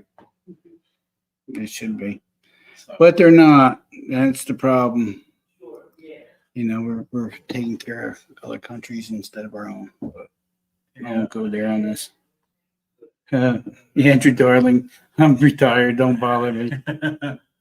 You're not retired yet, buddy. You still got the bash. He can't be retired. He's playing in the dirt. Yeah, right. That's more fun. I I can't well, wait to see some of the stuff that he's bringing. I mean, I'm really like, well, he knows everything he molds and does. I taught him back in the day. So that's right. You're the first Neanderthal. exactly all the artwork he does and molds it and does all the painting and making these things come back to life. I taught him all that. Ask him, man. He's right on here. Retire from police. He hasn't heard me yet. It's probably on delay yet. But he'll admit it. He'll admit that that he dug you up in the Everything okay? Vaughn and them are heading back tomorrow. I don't know if they'll get back tomorrow or spend overnight, but I just lost a good friend of mine in the church. He's up in his I'm years, sorry, Jim. Oh, early 80s, really nice guy, but he had been getting, frail. You can see getting frail and all that stuff. Is it the one you were visiting all the time? No, they're about the same age though. Really? Yeah. Yeah, I try to get that guy to the emergency room. The more I think about it, I think he's probably got nerve damage or pinched nerve or something like that, because it's not getting like acutely worse. So it tends to make me not think it's related to an organ or something. Mhm. And you know what? It always could be cancer of the nerves, which will never kill you because nerves generate so There's a such slowly. thing? Oh yes. I never knew there's. Yeah, everything in our body can get cancer. So anyhow, the cancer of the nerves grow so slow, and if you're old, all the organs will fail long before the cancer of the nerves. there's your answer. They say, yes, you taught me everything. Say I told you. Thank you for acknowledging that. Thank you, sir. Yes. Yeah. I taught him how to shoot. I mean, when this guy, he says ESP, how to dig them all. when this The guy, holes when while- this guy got on the force, The- on the the police force, detector. he couldn't. I mean, we put a camera in front of his face, he'd miss it. And I like, is that barrel bent on your pistol or something? He couldn't shoot nothing. Had to teach him how to shoot. Ask him.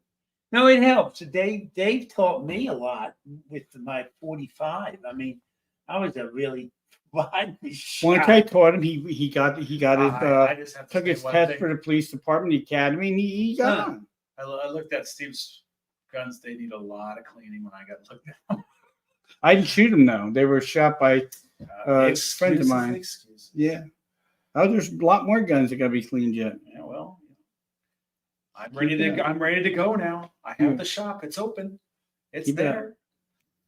Now all you have to do is learn how to pack ammunition, so we don't have to buy it so expensive. Yeah, I have a That's where you make niece money. whose husband Reloading. does that. He's really good. And yeah. And then plus these guys who are really, in shooting contests, they like to pack their own anyhow because they like to ascertain the punch that the individual shell's got. Yeah, that's it. You get into that. I mean, Yeah. there's a lot of. You thinking of doing that? Reloading? I have stuff to do it. It's just, the thing is, I don't know if I trust you with gunpowder. I've done it. I've done it many times. My brother showed me how to do it, but it's such a The variable. one that just visited today? Yeah. Okay. A lot of variables on reloading. I mean, a lot of ballistic stuff you got to look at.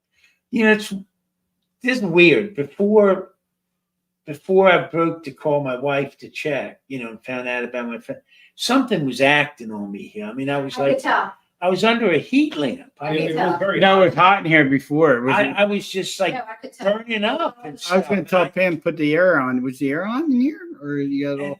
But I just really felt something was acting on me, and then I went and made It's right the above your head. phone call to my wife, and then she told me and all Over that. here.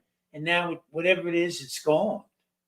Definitely gone. I mean, I'm like, It cooled off once you got up. I don't know what happened. If the, I don't Yeah, know, take but time, but- I was really, the other I event was too, very yeah. uncomfortable. I mean, something was really working on me. I wasn't getting any pictures of anybody, but See, here we go again. Andrew is now stating I my feel truth. like- He says, "Sharpshooter, you were better than the Mm-hmm. academy and the army boot camp." He knows it. See, he admits it. That's Andrew, stop making his head swell. I'm not gonna be able to Hey, sit we- next to him anymore. right. We just can't hardly deal with it now. Yeah, my God. His ego's gotten Oh, shit! Yeah, exactly. His ego's so big, it's unbelievable. I don't like you. Yeah.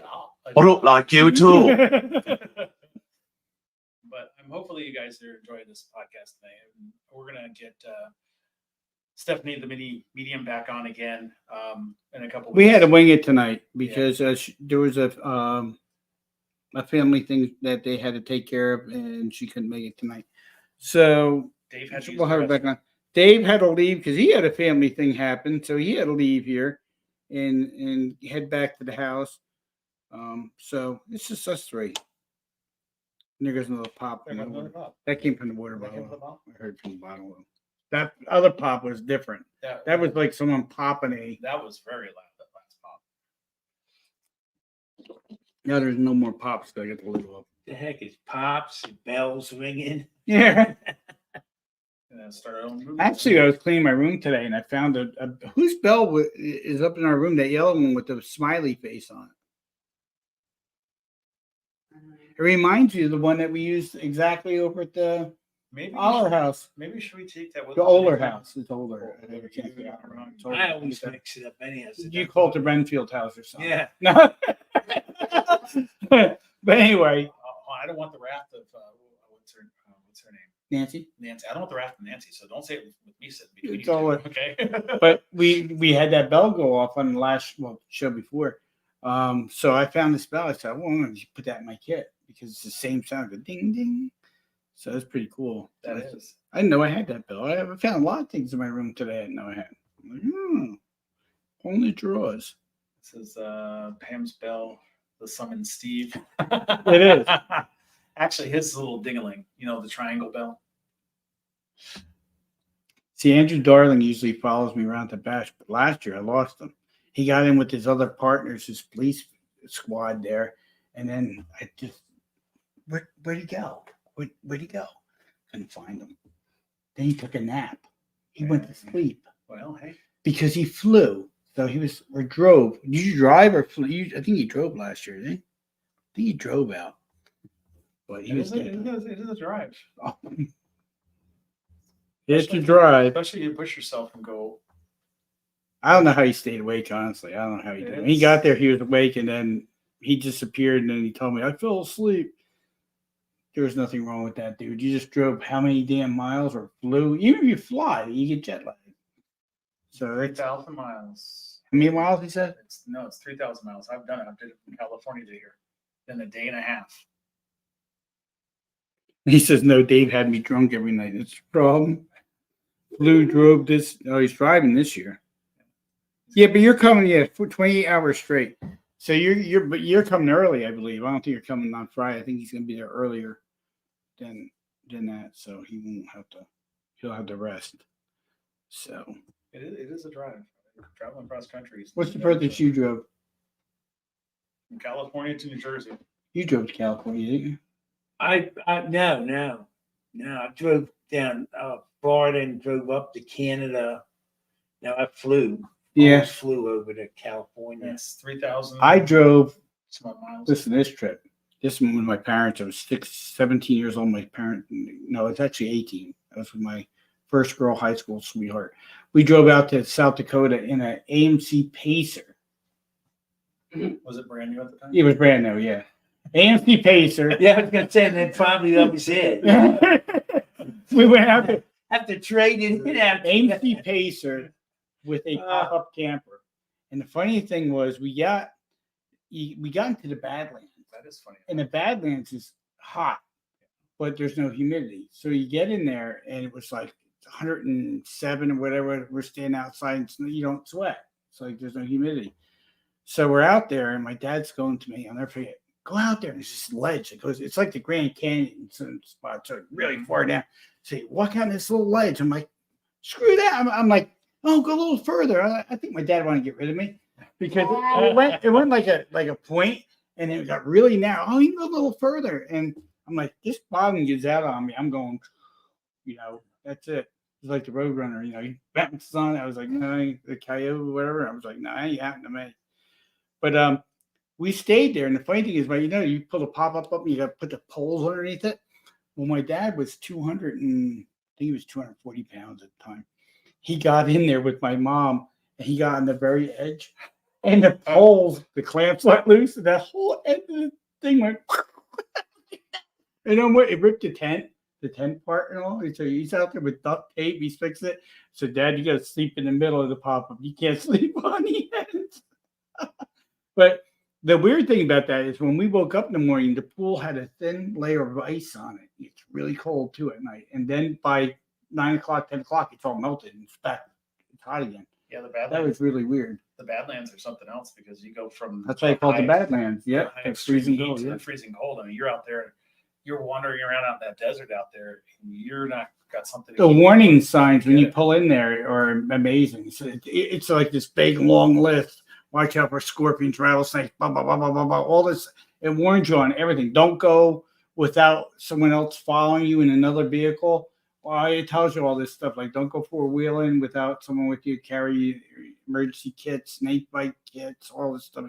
There's a whole damn list to go through. Well, that's what's so impressive when you get out west, like we're Joshua Tree State, in that part. And my God, you think of the old settlers, and you're seeing them vistas like they did with nothing. And you're afraid if you have a modern car, that bitch breaks down midway, you're in deep shit. I got pulled out when I was there. I went there and bought my fishing pole, and I don't know what river we were on, what state we were in, but we were by this river in this campground, and I walked out, and the water was like grayish. The ground around it was like clay. It was like gray clay, and I walked down, and it was hard. And then when I got right by the river, all of a sudden this went. I sunk really quick right up to I couldn't get out. I just felt myself. I thought it was quicksand. I think it was. And I kept going down, and the guy in the thing, there was no sign warning you or nothing. And I'm going down. My father's like, I'm going, Dad, Milton, I can't get out. So he ended up coming over with a tractor and a rope, and they made a lasso and they threw it around me and they pulled me out. When they pulled me out, my shoes came off. They were still in the mud. So, yeah, my shoes stayed in the mud and they never came up with me. So, but, Andrew, when you're out there in the Badlands, you'll find. Yeah, it was really, really weird. This stuff, how it was. You didn't sink fast. Like they say, this was like a clay, though. It was really weird. Felt weird, and I just kept going down real slow. And I'm like, they tell you not to move. Because if you don't move, you don't sink. If you get all nervous, so I'm just sitting there like this. I probably went up just to almost my belt line. And that time they got the lasso thing around me and threw it to me. They put it around me, and this guy farm tractor pulled me out and just got out that way. But I had no shoes. I had to go buy new shoes. I had flip flops. That's all I had to wear, but no shoes. It's amazing what kind of areas the frontier has on it. It's still there. I mean, it's still when you're driving across country, it is. You can see houses and you can see nothing. But South Dakota has too, and it was really cool in that car because the Pacer had all the windows. We went up these bridges that were made out of wood, and they go clunk, clunk, clunk, clunk, clunk, clunk, all plank wood, all in a spiral all the way up. And then when you go through the tunnel, it's like granite they cut through. Mount Rushmore is facing you. You can see the face of Mount Rushmore, and then you come down the other side. It goes clunk, clunk, clunk, clunk, clunk, clunk, clunk, clunk, clunk. It was a scenic route. I was like, oh, great, Dad, that was perfect. I'm like, yeah. Well, there's no termites in that wood. Yeah, right? I'll tell you what, it's crazy out there. I love it. The country's beautiful out there. It's something I like to say. Like Pam says, will we ever retire at 97? She wants to get in a motorhome and travel across the country. It's amazing. It's like when we were coming across country with my daughter, she was on the phone. Is that her now? No, she was on the phone, looking at the phone. Look at everything around you because you're not going to see this. It's going to change. You're gonna, you know, I mean, I freaked out because I fell asleep in the car in the Pacer. When we pulled into Badlands, I think my dad was pulling a joke on me or something. He goes, "Oh my God, where are we?" And I woke up and you see all the formations because there's no trees. It's the Badlands. It's just all this different clay, like red and gray, and all these rocks, and all that. You look like you're on the moon or somewhere. And I was like, "Where the hell am I?" It freaks you out. Twilight Zone. Yeah, it was. it's crazy though. I mean, it's the stuff that you can go through and you can see. I mean, the different, you can take the northern route, the southern route.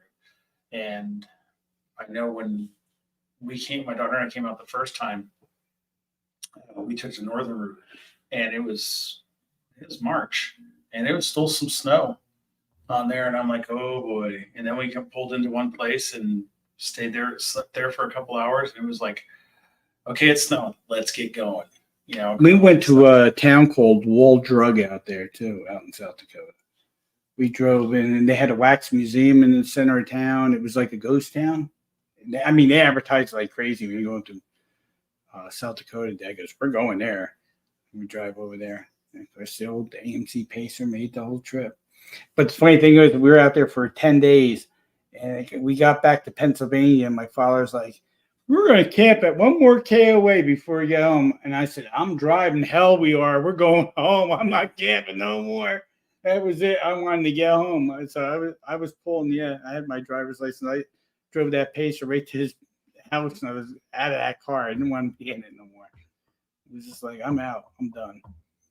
But it was a fun trip. Those are trips, you'll never get back, or all the memories, and it's like that. My parents are gone now, so I just have the memories. But it was fun. It was really a lot of fun doing it. Yeah, I know when I was younger, we went back from California back to Jersey. My dad had bought a Dodge van and had the big shell on the top and stuff like that. And they stopped at a Howard Johnson's and they left me in the car. I was sleeping. Left me in the van. I was sleeping. I woke up with a bag Andrew's of been salt. Wall Drug, he said. I woke up with a bag of saltwater taffy. They all eating dinner, and I'm sitting in the van. Where's everybody at? Andrew, have you been to Wall Drug lately? Is that museum, that wax museum, still there? Like, no, that's still there. They had a wax museum in there. It was really cool. But no buts. No buts. No buts. And then. Yeah, no and thens either. So next week, what we're gonna talk about next week? It's gonna be kind of interesting. Well, is your friend free next week? I'll Will have she to be on? find out and see if she is. If she is available, I'll see if I can get her on here, and we'll go from there. But I think that'd be a very interesting episode. I was looking forward to tonight, and I wish her family, our condolences for having the stuff happening in their family there. Yeah, she was going to do some readings too. She was going to do some readings. She wanted to do readings. She wanted to do one, she wanted to do it on Jim or I. Yeah, that she knows. She's already done my readings, so she knows stuff about my family, and she tells everybody that too. I mean, this is how upfront she is. I mean, like I told you, she was attacked on social media for supposedly faking things. We know how that all works. Right. And she goes, I want to do it on somebody that I don't know, somebody I can't Google. Mm-hmm. And I said, well, we have people here that you could do it on, and also we can bring a person that's on watching the show that you have no way of knowing who they are. We can pick somebody. And she goes, okay. That's my conversation with her this morning at 2:00 our time. And we'd had several psychics on our show, Dave and I, doing cold readings, and occasionally they're off, but boy, sometimes this is spot on. It's crazy, and you get impressions. I know my brother-in-law Bob. He'll when we're doing a table session, sometimes you get him. Sometimes it's some kind of crazy image or crap. I've got that since I passed away, though. And I still get it. And sometimes it has bearing, and sometimes, and I've been told stuff. Oh, this is very important to you. A peanut butter sandwich. I still don't know where that figures in. Now you feel now that's a gift to me because I figured I didn't have that before until I passed and came back. But if you were told something, there's certain things I'm told that I don't want to say to someone because I'm afraid that it's going to happen, and then Right. Would you tell him? My question, would you tell him? I mean, if it's something that is bad, it's not good. You know? But are you been told to interrupt that situation? What's going to be the outcome? Oh, I don't think the outcome is going to change. Well, I'll tell you, The things that's happened, the outcome it's has similar because it's spirit, but it's different because it's more of a religious. But you know, as a priesthood holder, I give blessings, and you know, with the consecrated oil and that, and sometimes when you're given a blessing, you know the person's going to be passing away. Say if they're have a disease or that, you know they're not getting well, and you just know it, and so I guess it's the Holy Ghost influence you in that case. You say words of comfort or some guidance. You may give them some direction so they can maximize what time they have left, but you're not going to tell them you're getting well. Mhm. And then sometimes you are definitely encouraged. With my father-in-law, when he had his first heart attack, his kidneys went up, and my wife was asking me to give him a blessing. I said, well, I don't know if he'll want one because he was always very antagonistic toward the church. So we talked about it, and he said, yeah, he'd love one. So when I gave it to him, it was real specific. It was telling him, like in like 6 months, you'll get your kidney function back, and you'll know that it's the Lord, through your prayers and through your faith. And I'm telling you, man, according to Hoyle, it was about his creatinine started improving. And within 6 months, he was off dialysis, and he was fine for a number of years. Eventually, had another heart. He did have a secondary heart attack years later. And that pretty much did his kidneys in then. But he was blessed with but so much he had I think it was about 4 years there where he had normal kidney function. But it told him it was about 6 months, and I think he was pretty damn close to the day. And when it came back, so. They may want to hear, and then I've had people really get angry. Like That's what I'm afraid of. there was a guy who had been diagnosed with multiple myeloma, and he said, Jim, and I know your background in cancer. He said, would you please tell me what to expect? And give me a bus. I said, sure. So I went down, prayed at the temple for him, and when I came back, I'm telling you, it was almost like a script. And he had a couple years. It wasn't like his death was imminent, but it was going downhill. And then, in a short period of time, like 8 months, he would not be able to do what he's doing now. He used to golf, and he was very active for his age. And but it told him, it prepared him. And he thanked me. He said that's exactly what I wanted to hear. His wife never spoke to me again. She was very angry at me, and basically, I guess because I wasn't telling her husband he was going to get well, and I always felt good about it because I said he asked me, and so I prayed about that, and I responded to what he had asked. But yeah, she never spoke to me again.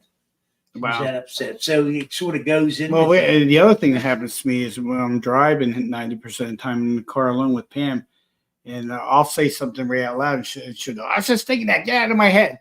I do it all the time. So half the time when she's talking and she says something to me, I'll cut her off, and I can't help it. I just cut her because I know what she's going to say. And she's like, will you just let me talk? I said, but I know what you're going to say. And then I'll say it, and she's like, get out of my head. Well, that's the marriage thing too, because Vaughn and I are like that. I get it all the time. Well, So, you Kevin. and Yvonne just had a milestone. I think everyone should send you congratulations. 50 years with beautiful Yvonne. Well, that's more on my wife. Tolerating me all that time. That's a beautiful milestone. So what I've been told is, I might as well tell you because you need to know this. Stay away from that damn squirrel that's on your thing that's eating your bird food. She's going to attack your ass and all. So just let you know, so when you get attacked and bit and send them dogs after it all the time, it's going to get Is that revenge. the squirrel that was here in the No. gutter? Yeah, he's been watching. He's been following you. That's the one that's up in the gutter. He's following you all over the It was place. hilarious. There was a squirrel up in this gutter. Make sure he's sent over to you. But it wasn't. It was like, To try to get in and the then it shops came there. down Yeah. and was sitting on the porch. How big? Yeah, he was like, So he's eyeing Kevin up. yeah, it's right there in the gutter. It's See, staring at him as nuts. him. He's there staring at Kevin, waiting for him. Like, come on, bastard! I'm gonna jump on your head. Actually, you know what? They've been leaving the bird food alone. It's actually pretty cool. We got 2 rabbits here now. Yeah, we had one this when I was Yeah. just walking in this Yeah. evening. There's 2 of them And here one now. was in the front yard. So, and they're not really scared of you. You can get up pretty close to them before they'll jolt. And So run. it started raining. I walked up this side over here, and he was over here in the grass. And he's standing there staring at me, and I was like, "What the?" Probably from Pam far away. Why did my eyes just start watering all of a sudden? See how you are. That's not You good. got, No. your, you got your finger in it. No, it's usually a sign of something. Mhm. Something sad's gonna happen. I don't know what it is. But so yeah, we'll try to see if I can. I'll reach out to her and see if she's available for next week, and we'll go from there. And see Yeah, I if- always have a lot of respect for those psychics. People, a lot of times people always trying to prove that they're a charlatan or something like that. But it takes a hell of a toll on them. And unless you really connected with energies like that, you don't know. Andrew left us. He had to go. Well, when I met her, my daughter had a reading by her when we were out in Vegas, and we walked around for a while longer, and I went back over there. Christina wasn't there at the time. I went and signed up my name and sat there and was talking to her, and she came across and said, "There's a lady here, and I think it's your mother." I said, "Okay." I figured, okay, my daughter told her what I look like, So I said, "Okay." And then she goes, "There's another male lady." I'm like, "Okay." And she goes, "The name starts with a B." And I'm sitting there going, "Who the heck starts with a B?" And I'm like, "Who is this?" Buddy Boy, the guy you meet in a truck stop. It was Bucky's. And so I'm sitting there and I'm like, "I don't know who it is." And she goes, "They like playing games. They like taking your stuff and hiding it. They like moving things around." And I'm sitting there looking at her and I go, B, Beatrice, Aunt B. She goes, "That's it." She says, "That's it." And I'm like, male, kind of, and she described her. My aunt had really short hair, gray hair. She dressed like a guy, and she described her to a T. And I'm sitting there, there's no way in hell you could have Googled that up. Right. There's no way you knew about it. And she said a couple other things. And there's something I have personally. I think everybody goes to a psychic. There's something that you have that you've made a pact with somebody. Like my mom, there's a certain phrase that my mom and I said to each other. Mm-hmm. If that comes through, then I know this Sure. person has reached out to them. And so far it hasn't happened. But you know what? You never know. We had that at the lighthouse. Remember that? We were doing a session at the lighthouse, and this wasn't even a table tapping session. This was just a Phasma box session. We had a number of guests that night, and it was a lady, and she had lost her dad, and they had given a message, and so we're talking, and this entity came through, was identified as her father. And so we're saying, "Sir, if he said, you've got a message with your daughter, that you previously," and it came, and it was something like, "I heart love you," kind of thing. Aw. That, and it came right through, and she just started bursting down, crying and stuff like that. And he repeated that 2 more times and stuff. And and so I made a copy of that, and we actually sent it to her. So it really meant a lot to her. But we've had energies come through with that same. Yeah, I've had the people that were with like, "Oh, what is she supposed to reply back?" I said, "It's not for you to know. That's Right. how I know it's who it is." Right. It's not, it's not like I'm going to turn, "Oh yeah, it's this." And then the person goes by, "Oh, well, this is what they said." I want to make sure that it's straightforward, but she's really good. She's did some readings for my sister-in-law and said things that there's no way she would have known and came through it, Well, hopefully when she comes through next week, to get her on next week, she can tell me stuff because I'm very skeptical on psychics. I really am. I'm a little tough on them. There was only one Lori Moore that actually was dead on with me. So I won't say what she found out, what she told me, because if she's listening, I want her to know any of my information. But she was spot on and told me, you know, come here, I want to talk to you, and told me why. And I was like, how did you know that? There's no way you knew that. Because, you know, I had just arrived on location and we were filming, and Bob Christopher said, I'm telling you, this girl's the deal. You gotta listen to her. And I'm like, I don't believe in psychics. I told him right out. And then she mentioned something to me, and I just turned around and said, wait a minute, I'll come sit and talk to you. There's no way you knew that. There's just no way you knew that. You couldn't look it up. You couldn't Google it. There's just no way. Oh yeah. I mean, that's the thing. Everybody's like, oh, you can Google people. You can Google this. A lot of people you can Google, nothing's gonna show up. No, you can Google me all you want. You're gonna find nothing.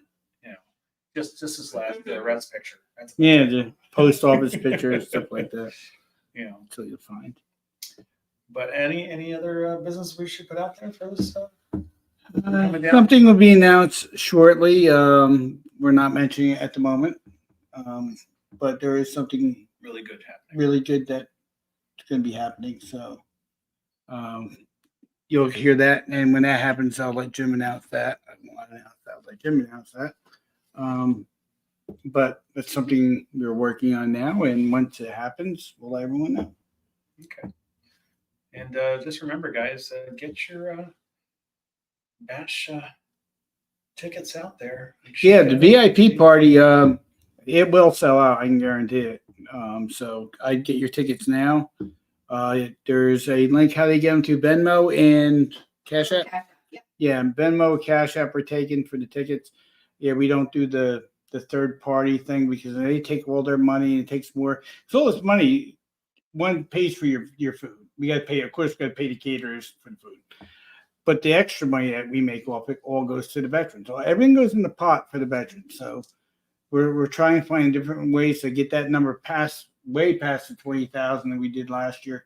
We want to get higher. Which I want was to an triple it. all-time. Yeah, amount. I want to triple it this year. With the 2 hotels sold out, I don't see how we can't triple it. We That's should be able amazing. to. And we have good internet there, so we'll probably be doing a podcast from there.